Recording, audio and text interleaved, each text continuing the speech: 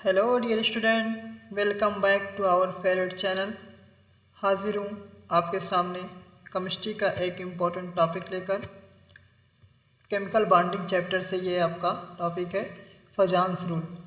ठीक है, इसमें आपको जो है इस रूल के अकॉर्डिंग स्टूडेंट हमसे क्या पूछा जाता है, किसी आयनिक कंपाउंड में कोवैलेंट नेचर की बात करते हैं।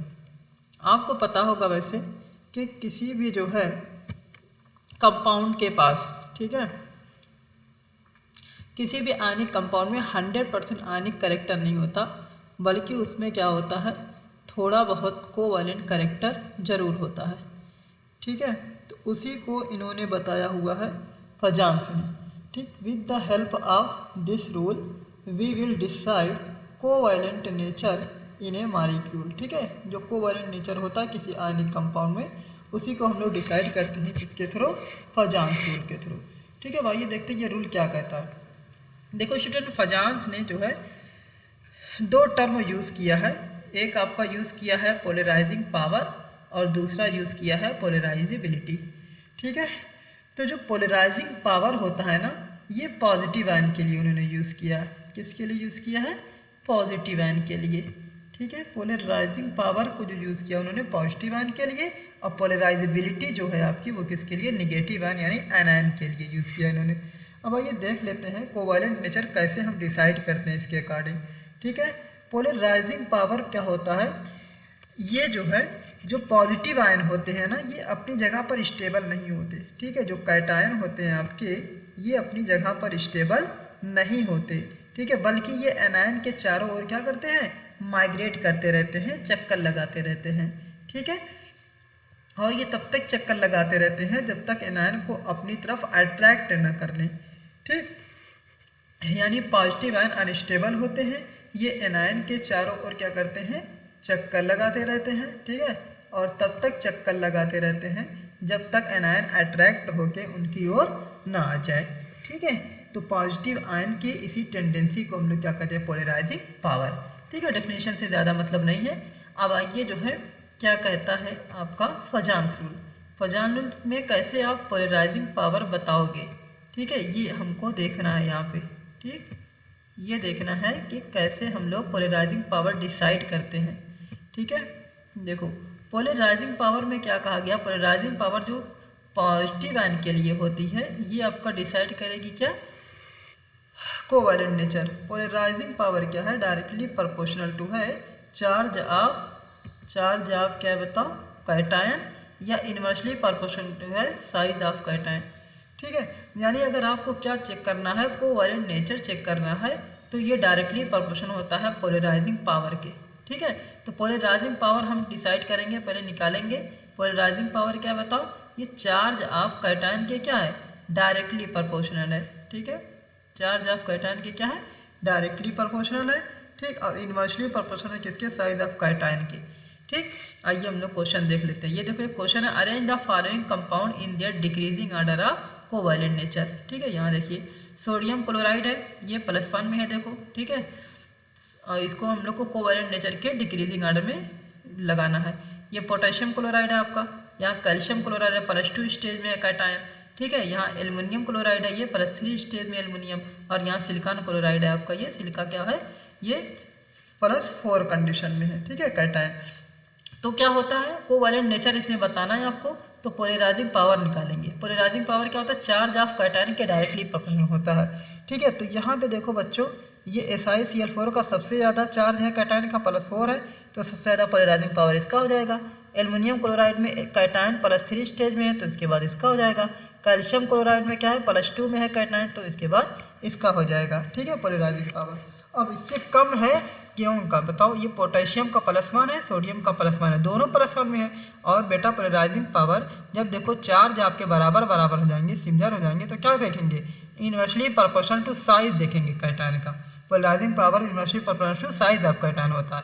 अब देखो सोडियम और पोटेशियम दोनों एक ही ग्रुप के हैं, और आपको पता है ग्रुप में ऊपर से नीचे जाने पे क्या होता है बताओ, पोलराइज कैटायन की साइज क्या होती है, बढ़ती है।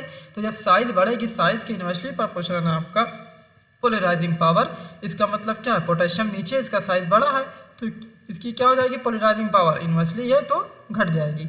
यानी सबसे ज़्यादा किसकी हो जाएगी, सिलिकॉन क्लोराइड की, उसके बाद एल्युमिनियम क्लोराइड की, कैल्शियम क्लोराइड, फिर सोडियम की, फिर पोटेशियम क्लोराइड सबसे कम होगा। ठीक है, ये पोलराइजिंग पावर है।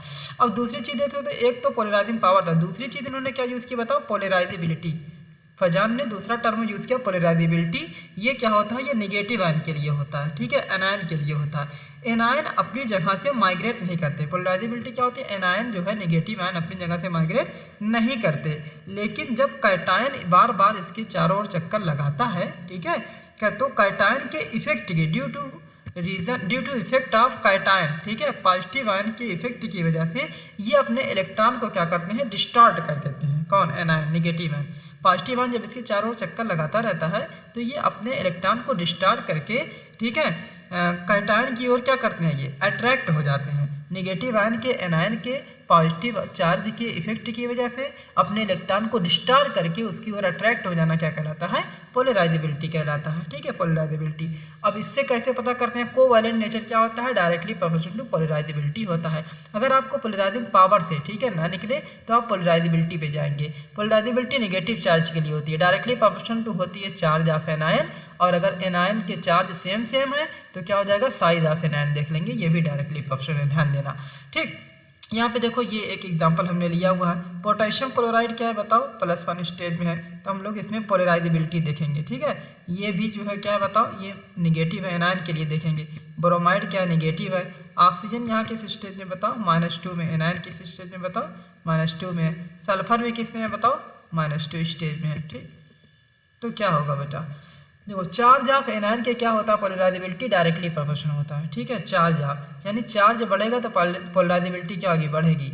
यानी वाटर और H2S की क्या होगी, पोटेशियम ब्रोमाइड इनसे क्या होगी, ज़्यादा होगी।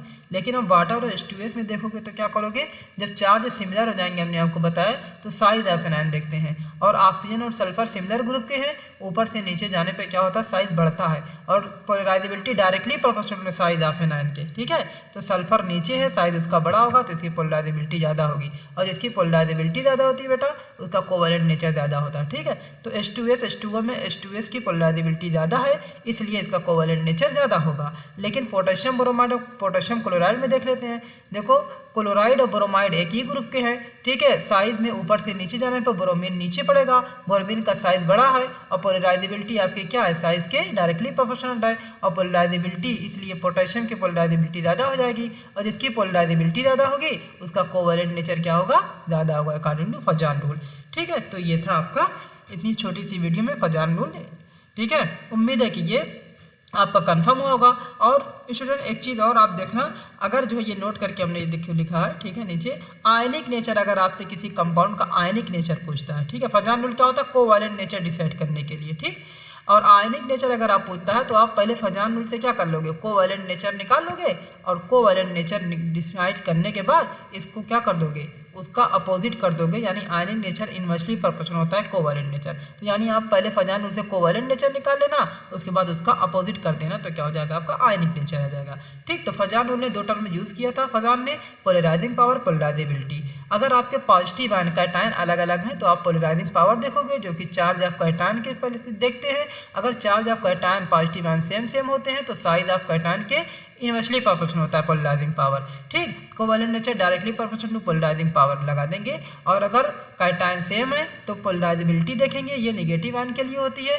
पोलराइजेबिलिटी के लिए बेटा याद रखना कि चार्ज ऑफ एनायन यानी निगेटिव आयन के भी डायरेक्टली प्रोपोर्शनल है, और साइज ऑफ एनायन, जब चार्ज सिमिलर होंगे तो साइज ऑफ एनायन के देखेंगे पोलराइजेबिलिटी। ठीक है, डायरेक्टली प्रोपोर्शनल होगी, और polarisability directly proportional covalent nature कर देना। आयनिक नेचर की बात अगर किसी कंपाउंड में करता है तो ionic nature inversely proportional to covalent nature. यानी अगर किसी कंपाउंड में आपसे आयनिक नेचर की बात करते हैं, किसमें आयनिक नेचर ज़्यादा है किसमें कम है, तो पहले आप फजान रूल से कोवैलेंट नेचर निकालेंगे और उसको अपोजिट कर देंगे, तो ये आयनिक नेचर हो जाएगा। ठीक है, इस छोटी सी वीडियो में इतना ही, मिलते हैं नेक्स्ट वीडियो में। ठीक है, तब तक के लिए गुड बाय।